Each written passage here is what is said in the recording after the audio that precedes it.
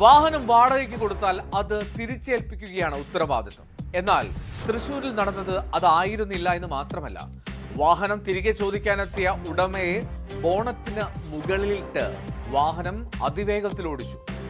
പ്രാണഭയത്തോടെ കാറിന് മുകളിൽ കിടന്ന് നിലവിളിക്കുന്ന കാർ ഉടമയുടെ ദൃശ്യങ്ങൾ പുറത്തു വരികയും ചെയ്തു.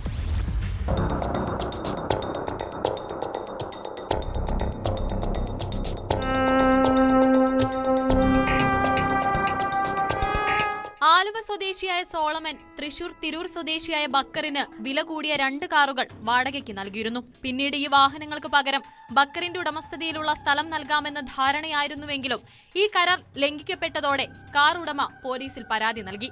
വാഹനങ്ങൾ അന്വേഷിച്ചെത്തിയ ഉടമയുമായി വാഹനം വാടകയ്ക്ക് എടുത്തയാൾ തർക്കത്തിലായി. ഇതോടെ ഉടമയെ കാറിന്റെ ബോണറ്റിന് മുകളിലിട്ട് അകപ്പെടുത്താൻ ശ്രമിക്കും വിധം വാഹനം ഓടിച്ച് പരിഭ്രാന്തി സൃഷ്ടിക്കുകയായിരുന്നു. ഈ വണ്ടി കാണാതായിട്ടാണ് സ്റ്റേഷനിൽ പരാതി കൊടുത്തിരുന്നു. അതിനുശേഷം ഇവിടെ വെച്ച് ഈ വണ്ടി കണ്ടപ്പോൾ ഞാൻ വട്ടം നിന്നു സംസാരിക്കാൻ പോയ ആളെ ഇടിച്ചിട്ടു. അപ്പൊ ആ ഇടിച്ചെന്ന പുറത്ത് ഞാൻ ഈ വണ്ടിയുടെ മുകളിലേക്ക് ചാടി കയറി. ആ കണ്ടീഷനിൽ തന്നെ ഒരു 10 കിലോമീറ്റർ ഓടിച്ചു പുള്ളി. പിന്നെ ഇവിടെ നാട്ടെല്ലാം കൂടി വട്ടം ചേർന്നിട്ടാണ് ഈ വണ്ടി പിടിച്ചിരുത്തിയതും എല്ലാം. ഇപ്പൊ എനിക്ക് ജീവൻ അന്വേഷിച്ചിട്ടേ അതിങ്ങനെ കൊന്നാണ് ഇയാളുണ്ട്. കിലോമീറ്ററുകളോളം സോളമനെ ബോണറ്റിൽ കിടത്തി സഞ്ചരിച്ച വാഹനം ഒടുവിൽ നാട്ടുകാർ ചേർന്നാണ് എരുമപ്പെട്ടി പോലീസ് സ്റ്റേഷൻ പരിസരത്ത് വെച്ച് തടഞ്ഞു നിർത്തിയത്.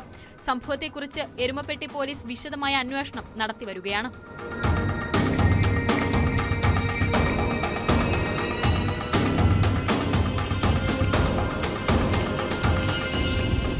ന്യൂസ് 18 തൃശൂർ.